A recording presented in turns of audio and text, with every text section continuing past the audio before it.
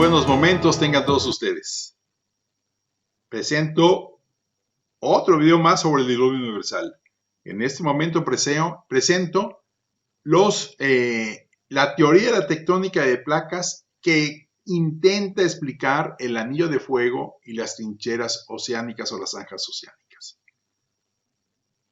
En este video soy profundamente crítico de la teoría de la tectónica de placas, siguiendo por supuesto al doctor Walter Brown, doctor en hidráulica por el Instituto Tecnológico de Massachusetts, que ha trabajado esto desde los años 80, desde 1980. Sigan con atención esta explicación para que abramos nuestra mente y veamos lo que está pasando. En el próximo video hablaré sobre la comparación en cada punto de cada una de estas dos teorías. La teoría de la hidroplaca, que se explica por el diluvio universal, y la teoría de la tectónica de placas, que es la teoría uniformista y evolucionista. Nos vemos. La teoría de la tectónica de placas afirma que las placas a la deriva en la superficie de la Tierra se sumergen en la Tierra y forman cañones. Se darán, dentro de poco, 17 razones por las cuales esto es incorrecto.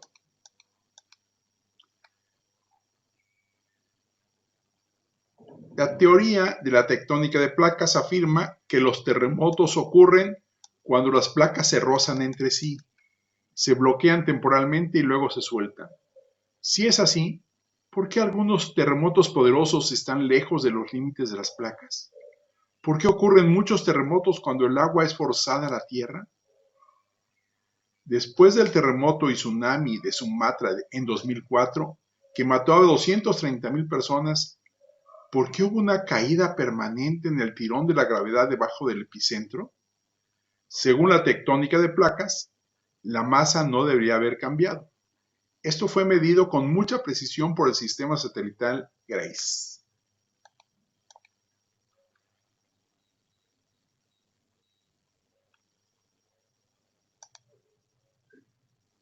Sí, como afirma la tectónica de placas, una placa se sumerge, se subduce debajo de otra.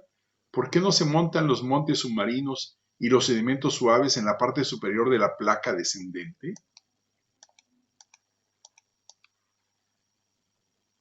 Según la teoría de la tectónica de placas, la corteza terrestre se divide en placas rígidas de 50 a 100 kilómetros de espesor, algunas con un área aproximadamente del tamaño de un continente.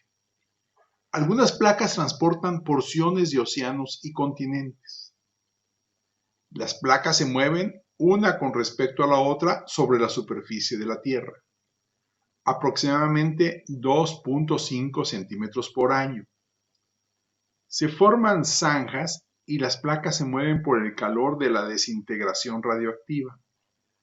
Así como el agua caliente circula en un sartén sobre una estufa, la roca caliente circula lentamente dentro del manto de la Tierra. La desintegración radiactiva calienta algunas partes del manto más que otras. La roca más cálida se expande, se vuelve menos densa, o sea, más flotante, y se eleva lentamente, como un corcho se eleva cuando se sumerge en el agua. A veces, columnas de roca caliente que se elevan desde el núcleo externo rompen la corteza terrestre como basaltos de inundación. Por el contrario, desciende una roca relativamente fría. La roca ascendente y descendente dentro del manto forman células de circulación, células de convección, que arrastran las placas hacia adelante. Las corrientes dentro del manto se elevan en las crestas oceánicas, crean una nueva corteza y producen la expansión del fondo marino. Debido a que se forma nueva corteza en las crestas oceánicas, la corteza vieja debe consumirse en algún lugar. Esto sucede donde convergen dos placas. La placa más vieja es más densa porque tuvo más tiempo para enfriarse. Por lo tanto, se hunde debajo de la placa más joven y se subduce en el manto, formando una zanja. Un borde frío y hundido tirará hacia abajo el resto de la placa y mejorará la circulación en el manto. Los terremotos ocurren debajo de las trincheras cuando las placas subductoras se deslizan a lo largo de las zonas de Benioff y cuando las placas se deslizan entre sí.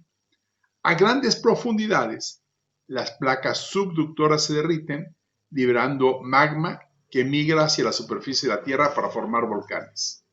La mayor parte del anillo de fuego se produce mediante placas de subducción. Tales procesos lentos requieren cientos de millones de años para producir lo que vemos hoy. ¿Es posible la subducción o es imposible? ¿Por qué las placas no pueden y no se han subducido?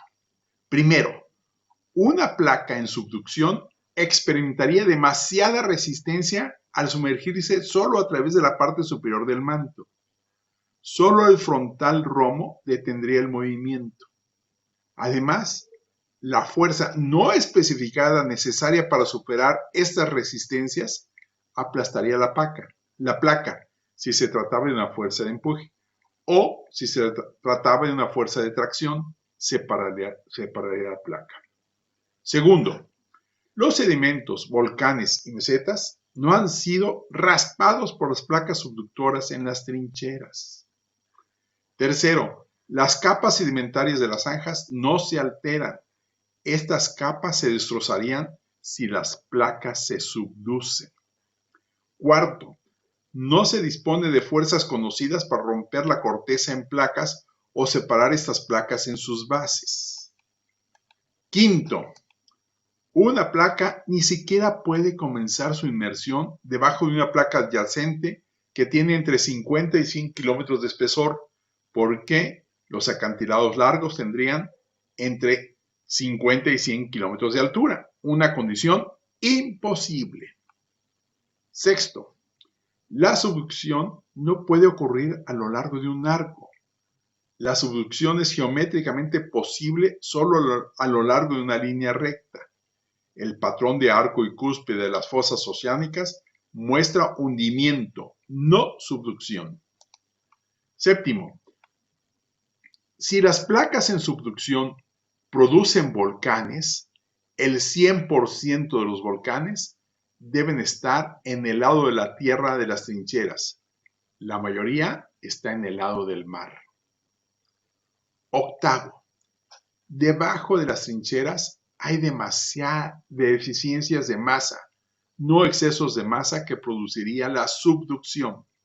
Noveno, debajo de las trincheras, los terremotos a veces ocurren en una región mucho más amplia que el ancho de una placa.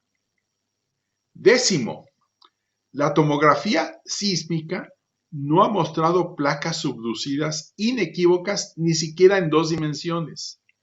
Si las placas se subducen, la tomografía sísmica podría mostrarlas de manera convincente y dramática en 3 dimensiones. 11. Algunas zonas de Benioff son casi horizontales. Las placas de subducción siempre deben moverse en una pendiente ascendente. 12. Los continentes gruesos y flotantes evitarían la subducción. 13.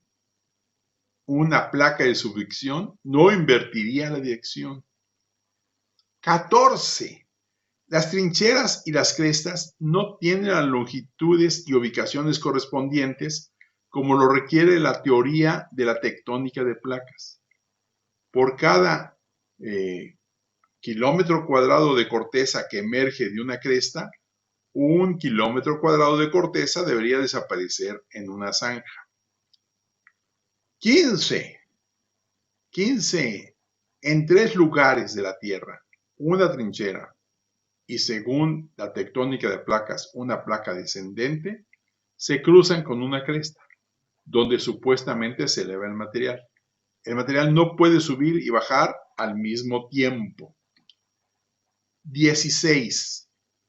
Nunca se han encontrado trincheras antiguas. Y 17.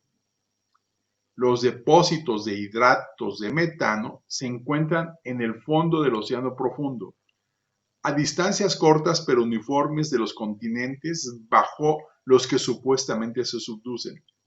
Si las placas se subducen, ese no sería el caso. Esos depósitos estarían a varias distancias y algunos depósitos habrían sido barridos bajo el continente predominante. Estas son 17 razones por las cuales es imposible que exista la subducción. Por tanto, desmiente la teoría de la tectónica de placas.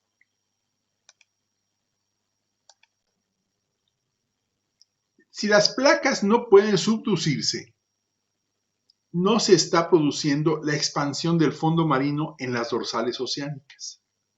Si no se produce la expansión del fondo marino, las anomalías magnéticas en el fondo del océano no son el resultado de la inversión del campo magnético de la Tierra cada varios millones de años. Los teóricos tampoco pueden explicar cómo podrían invertirse los polos magnéticos de la Tierra. Fue solo después del descubrimiento de las anomalías magnéticas en la década de los 50 y su falsa interpretación de tectónica de placas a fines de la década de los 50 y principios de los 60, que la teoría de la tectónica de placas se hizo popular. Antes de esta interpretación, la tectónica de placas se consideraba tan dudosa como la desacreditada teoría de la deriva continental de Alfred Wegener. La comunidad geocientífica aceptó la teoría de la tectónica de placas después de que se desarrollaron los conceptos de expansión del lecho marino a finales de la década de los 50 y principios de los 60.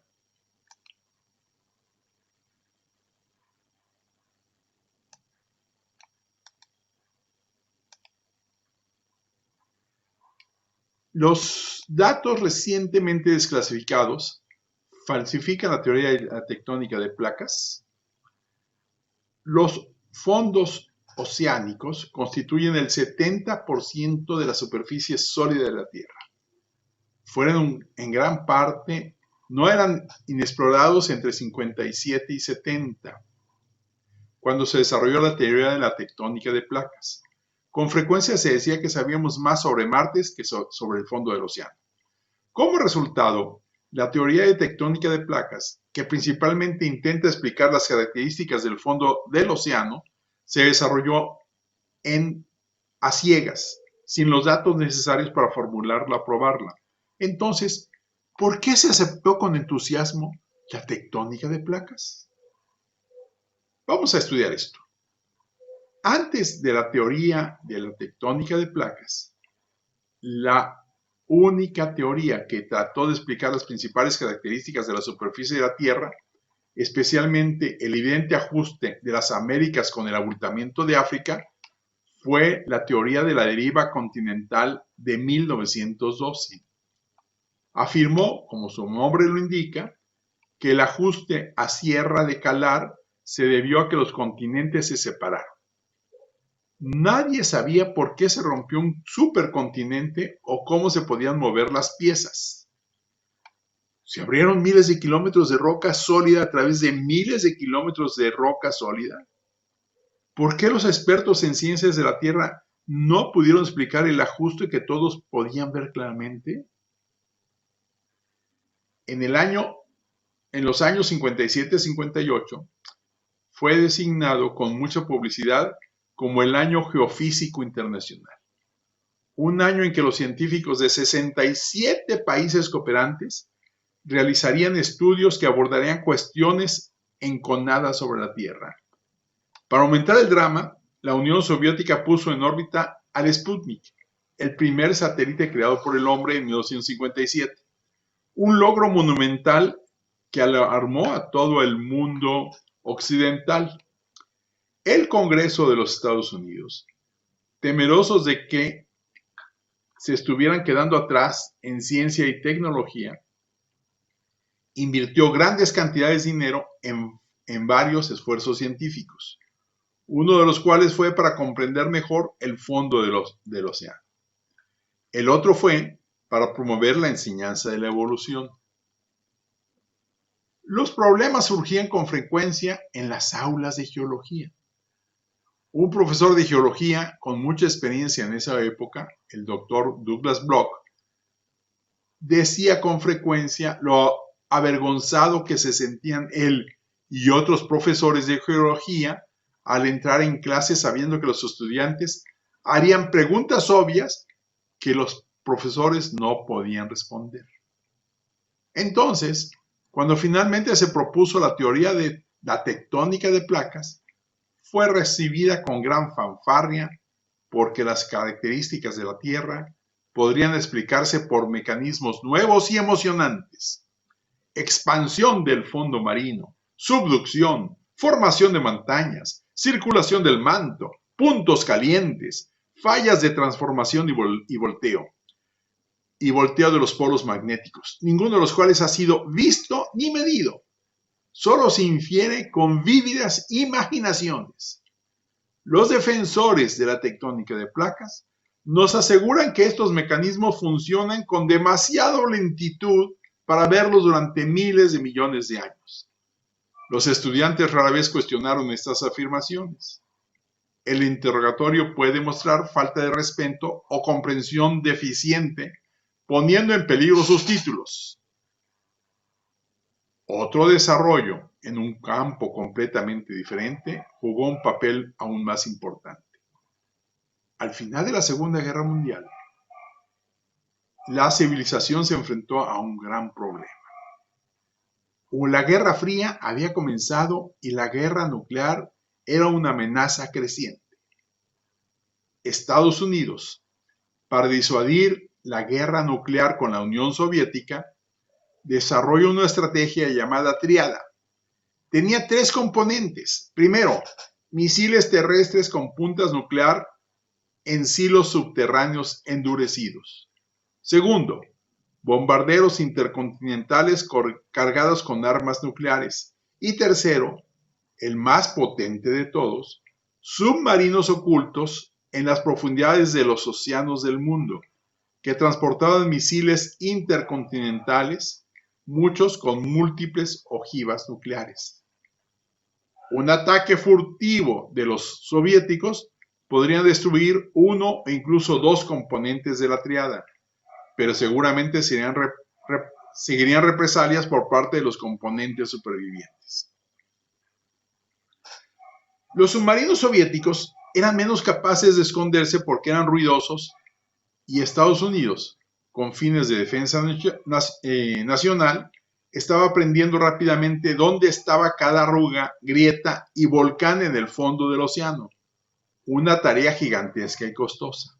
Por lo tanto, los datos del fondo del océano estaban altamente clasificados y hasta hace poco no estaban disponibles para los teóricos de las placas tectónicas. Finalmente, los datos del fondo marino se publicaron.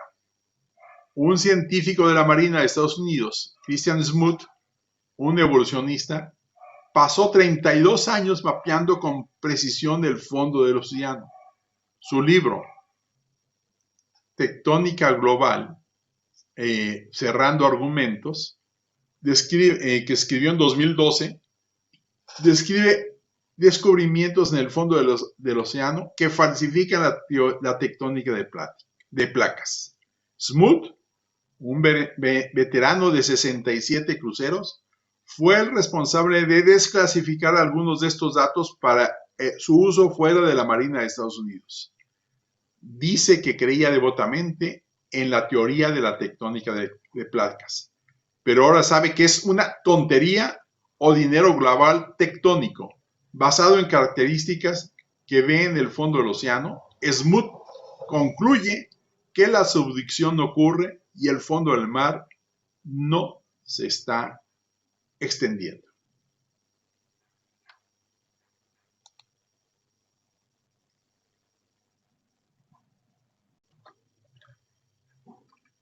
Con el fin de no hacer demasiado largo este video, Termino aquí y en el próximo video presentaré las evidencias, comparando evidencia punto por punto de todos los elementos de la teoría de la hidroplaca versus la teoría de la tectónica de placas. Y veamos cuál es más coherente y cuál explica mejor los datos que conocemos. Si la teoría de la hidroplaca basada en el diluvio universal o la teoría de la tectónica de placas basada en el uniformismo y en la evolución. Muchas gracias, nos vemos en el siguiente video.